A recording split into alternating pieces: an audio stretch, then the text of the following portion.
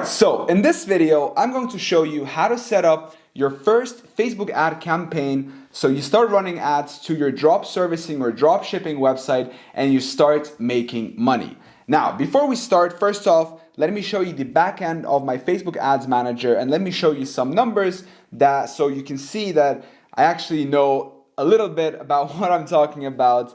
And so let's go to the 1st till the 8th of February. And let me actually show you right here. I'll sort by return on ad spend. So you can see right here that I had 5 campaigns, and 4 of them spent around 2,000 euros each, and then I had one here that spent 350 and generated back 900. And you can see right here that the return on ad spend was above 2, and I had 2 of them that were around 2.6, and then I had 2 at 2.37, and then I had one of them at 2.1. So for this particular business, to generate a 15% profit margin, I need to have a ROAS of 2.1.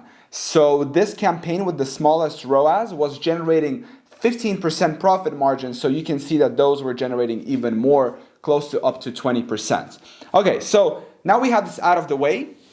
I would like to mention one important thing before I show you how to actually set it up. And this is very important, and I encourage you not to skip this step, because if you skip this step and you don't listen to me now, even if you set everything up correctly, you most likely won't be profitable. So what am I talking about? Well, I'm talking about the timing of when you run your Facebook ads. Now, this also depends on the type of offer you have. If you have a problem-solving product that hasn't been in the market for a long time yet, and it's selling super well right now, you can do this any time of the year and it's gonna work fine. But for this particular strategy, and on my channel, because I don't talk about all the niches in dropshipping, I talk about one specific one, which is drop servicing custom illustrations. So I'm gonna pop a little example here on the screen. Basically what it is, we sell custom illustrations that we have freelance artists who create these illustrations.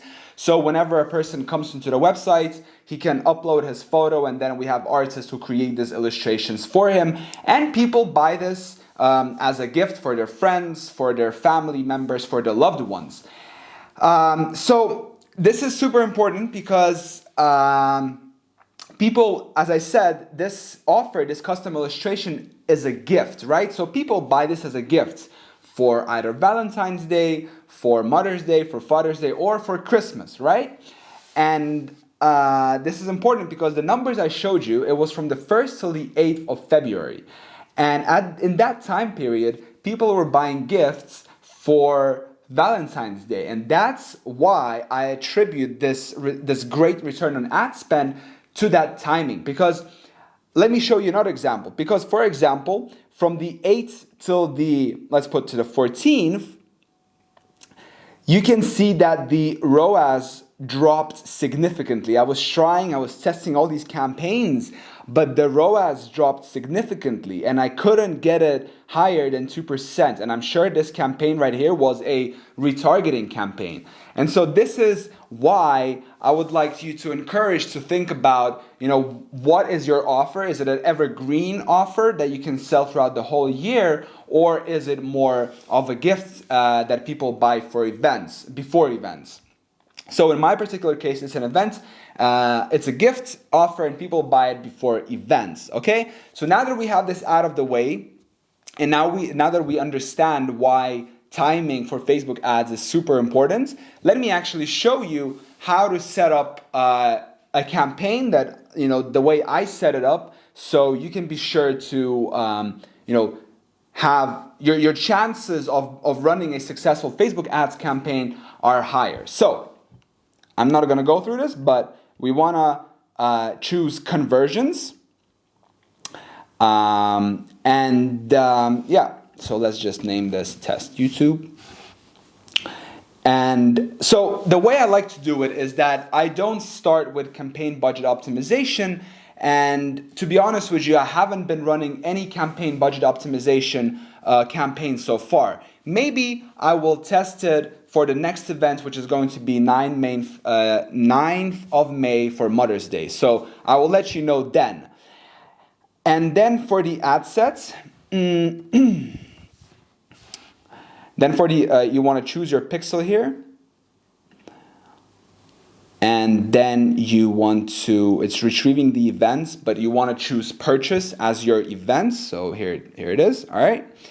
And then for the budget, so the budget really depends on how fast you want to get data, right? I have a little bit of budget to work with, so I like to start with 50 euros a day. And what I did notice with the budget is that if you give it too little, you're just gonna get impatient, and it's going to take you a long time to get the data to see, if a purchase is coming in or if it's not coming in. But on the flip side, if you give it too much budget, then, if the budget doesn't exit the learning phase and you're just spending a lot of money in the learning phase, you might see a higher cost per purchase because Facebook is just going to be spending a lot of money. So what I noticed is that around 250, that's kind of the sweet spot, and above 250 euros in this case, your cost per purchases is going to start increasing, and you're not going to see a proportional increase in sales. Okay, so I hope that makes sense.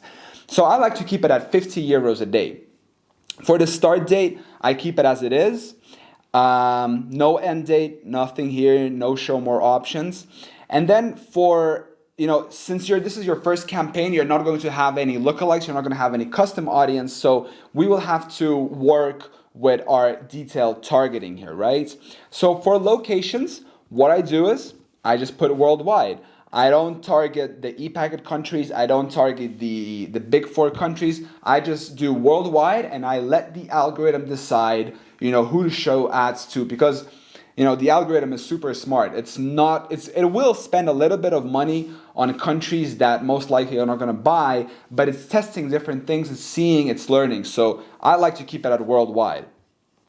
Now for ages, you guessed it, I keep it broad as well. I just keep it 18 to 65.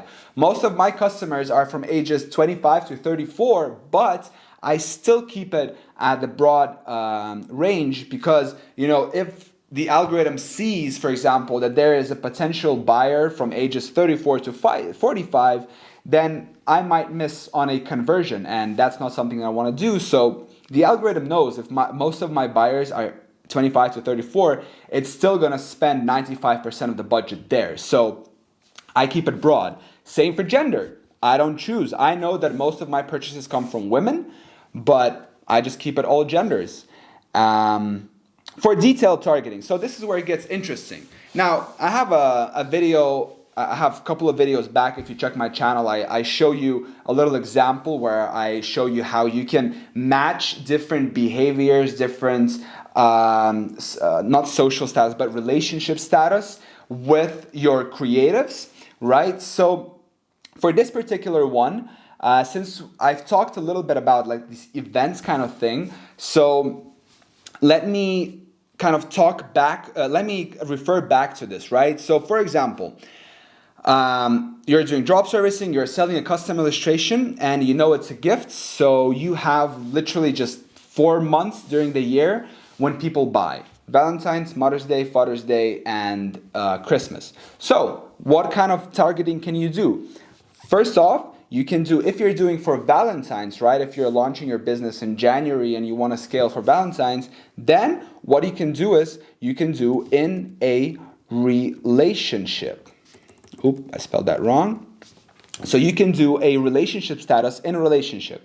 And this is basically that Facebook is going to know that to show you, it needs to show your ad to a person who is in a relationship, right? And then you want to match your creative to that relationship status, okay? Now, if you're doing Mother's Day, you want to keep it super simple as well. All you want to do is you just want to write Mother's Day. It's an interest, and you want to keep it like that. Same for Father's Day. You want to do Father's Day, right? There we go. You can do Father's Day. There's also one, I think, for the United States. Okay, but we can't find it now here, but it was there when I was searching it up. Oh, wait, because I put Mother's Day. So if we put Father's Day, Yeah, there's one for the United States here, but I would probably go for the broad one. And then for Christmas, you want to kind of test different ones. But what I learned is that once your Facebook ads are working, right? And when I mean working, I don't only mean the campaign. The success of your campaign depends on the things that are underneath that, right? So your website, how well it's made, your offer, does the market want what you're selling, and also the timing. If all of those things kind of click together, you can literally just launch a campaign, no settings, nothing, like blank, just your pixel, and Facebook is still going to find you profitable purchases. I did that once. It was for a different project, for turnshifty.com, the one I sold. I remember it was the Q4 time, and just as an experiment, I launched a campaign with no targeting, nothing, just blank. Everything is just the way it is. I just put a campaign, put the creative, launched. And I remember I woke up the next day with a ROAS of like 3, right? So once it's working, it's working. There's no need to overthinking. There's no need to kind of test different audiences, micro audiences and stuff like that. I can be wrong, by the way, but this is what's worked for me, so I'm sharing this with you. And for Christmas, you wanna test Christmas, right? Or you wanna test, for example, gift, right? You want to test those other ones that are in a relationship, because people in a relationship are still getting gifts for Christmas. So yeah, and this is the most important thing here as well. Detailed targeting expansion. So a lot of people in YouTube say that, you switch this off. You don't want YouTube to go around, you don't want Facebook to go around spending your money to unnecessary people, but that's not the case. Facebook wants you to spend more money with them if Facebook is working for you, right? So they're going to do everything they can in order for you to get a profitable return. And this is great because, the way this interest kind of thing works in Facebook is that, the algorithm assigns you a certain interest, right? So there's a way to check this. I can't remember right now, but you can check literally which interests Facebook assigned to you. And, depending on those interests, it will show you the ads that are relevant to you.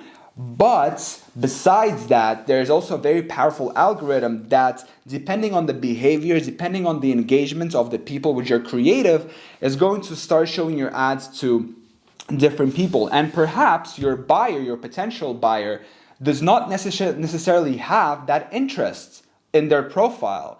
So what you want to do is you want to have this detailed targeting expansion on to make sure that the algorithm has the flexibility to show your creatives, your ads to people who are potential buyers, but who do not match the interest that you put here. Because this interest is, you want to think of it kind of as the guiding star, right? Of like this